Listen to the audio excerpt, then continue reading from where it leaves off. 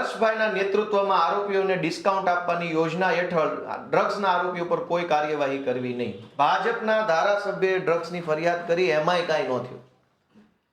તો આરોપીઓને કેટલી હદે ડિસ્કાઉન્ટ સરકાર આપે છે? શું કામ? તો કે આ આવી ગયા મહાપુરુષ. લ્યો, આ મેન મુદ્દો છે. વાંચો શું લખ્યું છે. ગુજરાતની કાયદો વ્યવસ્થા ભલે લથડે, હર્ષ સંઘવીને રસ નથી. શેમાં રસ છે? રીલ બનાવવામાં. કે રીલ સારી બનવી જોઈએ, ચકાચક રીલ બને તો અને તો જ મજા આવે. દોસ્તો, આજ ગુજરાતની અંદર બગદાણાની ઘટનામાં જોયું કે સરકાર કાગળ ઉપર ખોટું કરે છે. જયરાજ આરોપી છે, આરોપી નથી, એના આપણે હું જજ નથી, પણ હું એટલું તો કહી શકું કે જે ઘટના કાગળ ઉપર લખી કે ટોળું આવ્યું, ધોકા લાવ્યા, ગાડીઓ આવી, મારામારી કરી, તો કલમ કેમ ના લખી? નવનીતભાઈનું એવું કેવું છે કે જયરાજનું નામ લખો, એ આરોપી છે. પોલીસે ના લખ્યું, કઈ વાંધો નહીં, પણ પોલીસ જે ઘટનાને લખવા માટે સહમત થઈ ગઈ, સંમતિ આપી, બરાબર છે, આટલું અમે લખી દેશું, જે લખ્યું એની કલમ કેમ ના લખી? આટલા મોટા માણસ, જાજા લોકો આવે અને ધોકા લઈને માર મારે તો ષડયંત્ર કાવતરા વગર શક્ય નથી. બધા જ લોકોનો ઈરાદો માર મારવાનો હોય તો જ બધા ધોકા લઈને આવે. કોઈ ભૂલથી કોઈની ગાડીમાં ચડી ગયું નથી. દરેક ઘટનામાં, હજુ મારી પાસે ઘણી બધી ઘટનાની ફાઇલ પડી છે, પણ હવે લાંબી વાત થઈ ગઈ એટલે બોલવી નથી. ટૂંકમાં ગુજરાતની અંદર કાગળ ઉપર ગુજરાતની કોઈ પણ ઘટનામાં બુટલેગર હોય, માફિયા હોય, જમીન માફિયા હોય, બધાને ભાજપની સરકાર તરફથી ઓન પેપર ડિસ્કાઉન્ટ આપવામાં આવે છે અને જનતા માટે થઈને રીલ બનાવી લેવામાં આવે. એટલે જનતા રીલ જોઈને ખુશ થઈ જાય કે જો આને આમ લંગડો આલ્યો, તેમ લંગડો આલ્યો. હું તમને હજુ ધ્યાન દોરીશ કે કોઈ પોલીસ વાળો પોતાની નોકરી જોખમમાં નાખવા તૈયાર નથી. બે ધોકા કોઈ શું કામ મારે? આપણે રીલ જોવી છે તો એનો ભોગ પોલીસ થોડો બનશે. કોઈ ઇન્સ્પેક્ટર ગુનેગારને મારવા તૈયાર નથી, કેમ કે પોલીસ અંદરથી જાણે છે કે આ ગૃહમંત્રી તો નાટકબાજ છે, આ તો રીલબાજ છે. એના રીલ બનાવવાના ચક્કરમાં હું 4 ધોકા મારીશ તો મને ક્યાં કોઈ એવોર્ડ આપી દેવાનું છે? એ તો એની વાહવાહી કરાવવા રીલ બનાવડાવે છે પોલીસ પાસે. પાયલ ગોટીની રીલ ગૃહમંત્રીના કહેવાથી અને ગૃહમંત્રીના ખાસ એકદમ જે ટોમી ટાઈપના મિત્રો છે એના કહેવાથી પાયલ ગોટીની રીલ તો પોલીસે બનાવી. પછી પોલીસે જ લખીને આપી દીધું આ કાગળમાં, અદાલતમાં લખીને આપ્યું કે ભાઈ પાયલ ગોટીનું નામ ભૂલથી આવી ગયું છે, એની સામે કોઈ પુરાવો નથી.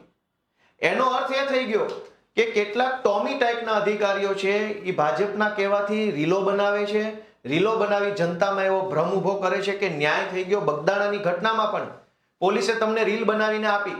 સમાજના બધા નેતાઓને કહેવામાં આવ્યું જો ભાઈ રીલ તો બની ગઈ, રીલ તો બની ગઈ. હવે શું ન્યાયની વાત છોડો ભાઈ, છોડો. પણ ન્યાય કાગળ ઉપર હોય છે, રીલમાં ન્યાય નથી હોતો. રીલ તો જૂઠી બની શકે. આ કાગળ ઉપર જે ખોટું કરવામાં આવે છે દરેક કેસની અંદર, લોકો એને જાણે, જાગે કે ગુજરાતની કોઈ પણ ઘટનામાં આરોપીઓને ડિસ્કાઉન્ટ આપવામાં આવે છે, આરોપીને બચાવવામાં આવે છે, આરોપીને કોર્ટમાં ફાયદો થાય એવા બોદા, બોગસ, નબળા કાગળ બનાવવામાં આવે છે અને એ નબળી કામગીરી કર્યા પછી એક સારી રીલ બનાવવામાં આવે છે. અને આ ષડયંત્ર ગુજરાતની જનતા જાગૃત થઈને જાણે તો ઠીક છે, બાકી ગોપાલભાઈનું આમાં કોઈ નુકસાન નથી, આમ આદમી પાર્ટીનું કોઈ નુકસાન નથી. અમે તો અમારો સંઘર્ષ કરીએ છીએ, મહેનત કરીએ છીએ, મજૂરી કરીએ છીએ, પણ જનતા સાથે આ ખોટું થઈ રહ્યું છે. દરેક ઘટનામાં પોલીસ ગુનેગારોને બચાવવા માટે થઈને જ બધું કાગળ બનાવે તો એ કેટલી હદે વ્યાજબી છે. અને દરેક ગુનેગારો એટલે જ તો ફાટ્યા ફરે છે, કેમ કે ગુનેગારની ખબર છે કાકા બેઠા જ છે, બચાવી લેશે, એ મારા વિરુદ્ધ મજબૂત કાગળ નહીં કરે. દરેક આરોપીઓને બચાવવામાં આવે છે. એટલે ગુજરાતમાં તમે જુઓ કે ચૈતર વસાવા, રાજુ કરપડા ઉપર 307 લાગી જાય છે, ગ્લાસ ફેંકવાની 307, પણ નવનીતભાઈને બેફામ માર મારનારા ઉપર 307 નથી લાગી. પાછી જે રીતે માર મારતો વિડીયો છે નવનીતભાઈ ઉપર, એ તો એવું જ લાગે છે કે મારી નાખવાની જ વાત છે. નવનીતભાઈને મારી નાખવાની જ કોશિશ ને મારી નાખવા માટે જ માર મારવામાં આવ્યો છે, એમાં 307 નથી. ચૈતર વસાવાએ ગ્લાસ ફેંક્યો કે ના ફેંક્યો, ધારો કે ફેંક્યો તો ગ્લાસ વાગવાથી કયો માણસ મરી ગયો દેશની અંદર? છતાંય 307માં 2 મહિના ધારાસભ્ય જેલમાં રહ્યા. એનો અર્થ એ થયો કે જે ગુનેગારો છે એને કાગળ ઉપર ડિસ્કાઉન્ટ આપવાનું છે અને જે ભાજપની વિરુદ્ધમાં છે, રાજુભાઈ કરપડા ઉપર 307 લાગી, જાનથી મારી નાખવાની કોશિશ.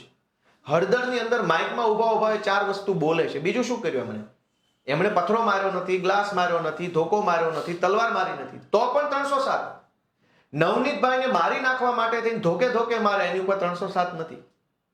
અને આ ભાજપની સરકાર આખા સમાજને છેતરે છે.